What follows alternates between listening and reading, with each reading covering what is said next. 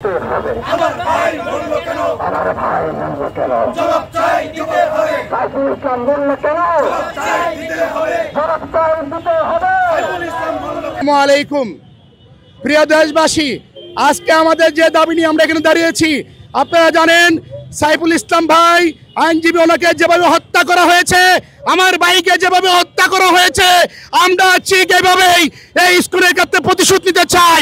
তাদেরকে আমরা যেখানে পাবো তাদেরকে টুকরা টুকরা করে দিব, বাংলার জমিন থেকে এদেরকে চিরতরে মুছে দিব আমরা ইনশাআল্লাহ।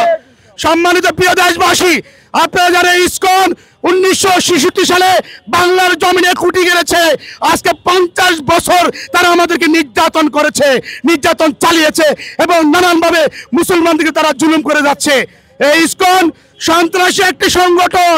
তাদের উদ্দেশ্য হচ্ছে সমস্ত বাংলায়, সমস্ত দেশে তারা দাঙ্গা লাগিয়ে মুসলিম নিধন করা।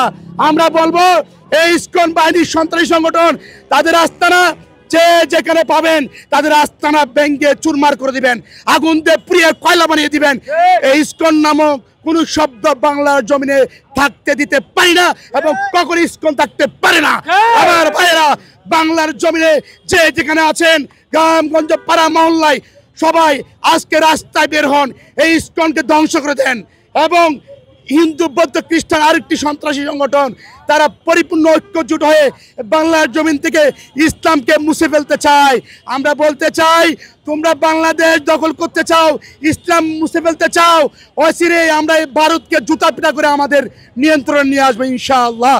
তোমরা ভাবো বাংলার জমিনে আমাদের সেনা প্রধান প্রয়োজন নাই, আমাদের পুলিশ বাহিনী প্রয়োজন নাই, বিডিআর বাহিনী প্রয়োজন নাই। আমাদের বাংলার জনগণ 40 কোটি জনগণ রয়েছে। এই 40 কোটি জনগণের প্রয়োজন। এই 40 কোটি জনগণই আমরা সমস্ত সবাই মিলে বাংলাদেশ এবং ভারতকে উচিত জবাব দেবো এবং ভারতকে আমাদের দখলে নিয়ে আসবো ইনশাআল্লাহ। আমি যেটা বলতে চেয়েছিলাম, সমস্ত বাংলার জনগণই যথেষ্ট। তাই ভারতের কোনো দালাল, ভারতের কোনো সংগঠন, সন্ত্রাসী সংগঠন, যত প্রকার সন্ত্রাসী সংগঠন রয়েছে ভারতের, আমরাও তাদেরকে বলবো, হে ভারত, তোমরা তোমাদের সমস্ত সন্ত্রাসী সংগঠনগুলো বাংলা থেকে উঠিয়ে নাও, না হলে আমরা তোমাদেরকে চিরতরে মানচিত্র থেকে মুছে ফেলবো ইনশাআল্লাহ। ভারত, তোমরা আমাদের মুসলমানকে তোমরা ওইখানে নির্যাতন করো, প্রতিদিন আমার মুসলমান ভাইকে হত্যা করো, মুসলিম বোনকে হত্যা করো, গরুর গোশত খাওয়ার অপরাধে তোমরা মুখে টুট ছিলা দাও। তোমাদেরকে বলতে চাই, মানবাধিকারের নামে তোমরা যে সন্ত্রাসী কার্যকলাপ চালাও, বাংলার জমিনে তোমরা এটা চালাতে চাচ্ছ, তোমাদের সমস্ত চক্রান্ত বাংলার জনগণ বুঝে গিয়েছে। আর তোমাদের কোনো চক্রান্ত বাংলার জমিনে কাজ হবে না। আমরা পুলিশ প্রশাসন এবং সমস্ত প্রশাসনকে ধন্যবাদ দিতে চাই, তারা ইসকনের নেতা চিন্ময়কে গ্রেপ্তার করেছে। শুধু গ্রেপ্তার করলে হবে না, তাকে মৃত্যুদণ্ড দিতে হবে। শুধু মৃত্যুদণ্ড দিলে হবে না, জনসম্মুখে তাকে হাজির করতে হবে এবং জনসম্মুখে যারা যেভাবে চায় তাকে মৃত্যুদণ্ড দিবে, সেভাবে মৃত্যুদণ্ড হতে হবে।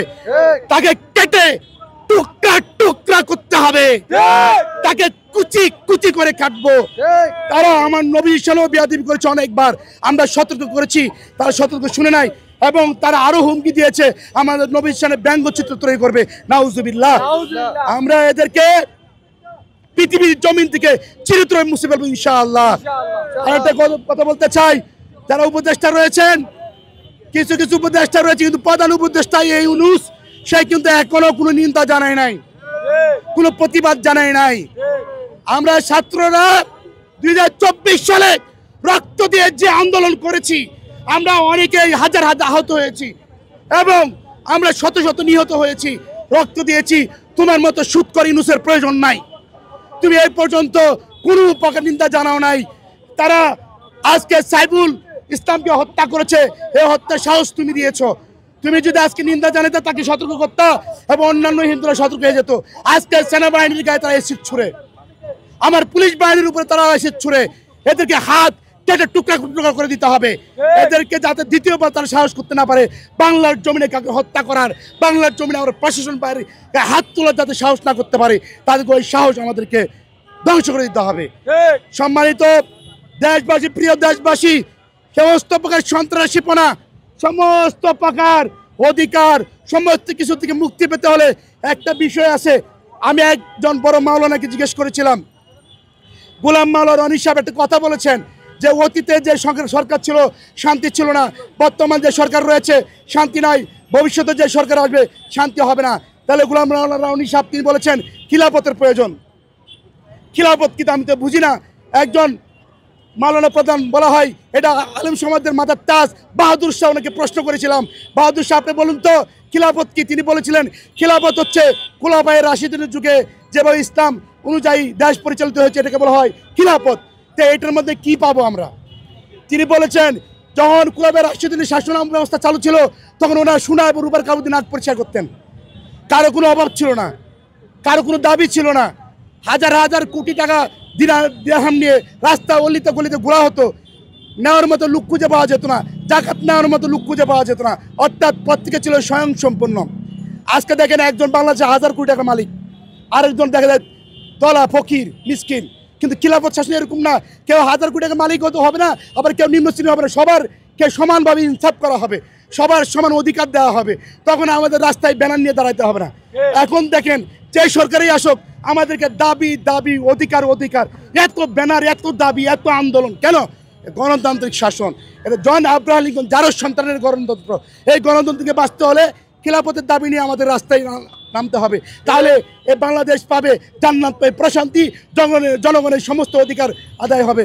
আজকে দেখেন এই গণতান্ত্রিক তারা দেশকে গুছাবে, দেশের মানুষের হক আদায় করবে, দেশের মানুষের অধিকার আদায় করবে, তা না করে দেখা যায় নানান প্রকার সুযোগ সুবিধা বন্ধ করে দিচ্ছে। সেন্ট মার্টিন করে এখন খুলে দিয়েছে, দাঁড়ান আপনারা। এদিকে আপনার সিলেটের পাথর উত্তোলন বন্ধ করে দিয়ে 7 লক্ষ লোককে বেকার বানিয়েছে, এবং এই যে অটো রিক্সা বন্ধ করে 1.5 কোটি মানুষকে বেকার বানিয়েছিল, ক্ষুধার্ত রেখেছে তারা।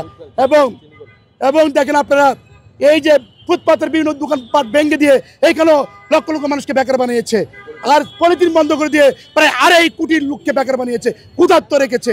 তাহলে তারা কি করে জনগণের মন জয় করবে? তারা যদি দেশকে ফকির বানিয়ে দেয়, তাদের উচিত দেশের মানুষের মন জয় করা, তাদের অধিকার আদায় করা, জিনিসপত্রের দাম কমানো, রিস্কওয়ালা যা থাকবে, এবং পলিথিনগুলো না উঠিয়ে তাদের 2.5 কোটি মানুষের কর্মসংস্থানের ব্যবস্থা করে পলিথিন উঠায় দেখ, এবং ফুটপাতের লোকদের কর্মসংস্থানের ব্যবস্থা করে এই ফুটপাত উঠায় দেখ, কোনো সমস্যা নাই। এবং এই সেন্ট মার্টিনের কক্সবাজারের 6 লক্ষ মানুষের কর্মসংস্থানের ব্যবস্থা করে সেন্ট মার্টিন যা ইচ্ছে তাই করুক, সমস্যা নাই। কিন্তু তারা এগুলো না করে যদি বিদেশিদের দাসত্ব এই কাজ করে, বাংলার জনগণ মেনে নেবে না। যেভাবে স্বৈরাচার পলায়ন করেছে তাদেরকে একই পথ দেখতে হবে। তাহলে আমরা বলবো আপনার জনগণের চোখের ভাষা মনের ভাষা বুঝেন। আজকে ইসকনের নেতা চিন্ময়কে গ্রেপ্তার করেছেন, এভাবে আপনারা একের পর এক ভালো কাজ করে যান, এ দেশের জনগণের সমর্থন পাবেন, ভালোবাসা পাবেন, এবং আপনাদের মাধ্যমে খিলাফত জারি হবে, এটা আমি বিশ্বাস করি। আপনারা এমন একজনকে দেন, এমন একজন আলেমকে দেন, এমন একজন জ্ঞানী লোককে দেন যিনি ইসলামিক শাসন প্রতিষ্ঠা করবে এবং ঘরে ঘরে শান্তি প্রতিষ্ঠা হবে। এই দাবি জানিয়ে আজকে এখানে শেষ করছি। পরবর্তী অধ্যায়ে আপনার আবারও আসবো। আসসালামু আলাইকুম।